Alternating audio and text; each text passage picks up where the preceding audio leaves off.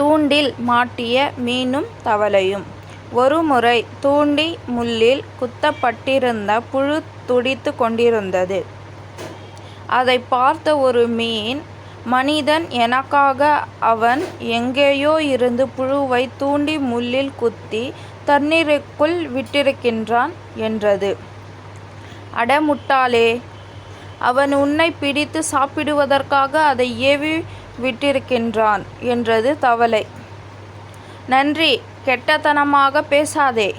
எப்போதும் நல்லதையே நினை. நல்லது நினைத்தால் நல்லது நடக்கும், கெட்டது நினைத்தால் கெட்டது நடக்கும் என்று சொல்லிக்கொண்டு அந்த மீன் துடித்து கொண்டிருந்த புழுவை விழுங்கியது.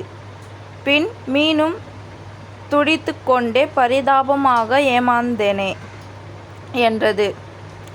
நன்றி, கெட்டத்தனமாக பேசாதே. கெட்டதை நினைத்தால் கெட்டது நடக்கும், நல்லதை நினைத்தால் நல்லது நடக்கும் என்று மீன் சொல்லியதையே சொல்லிக் காட்டியது தவளை.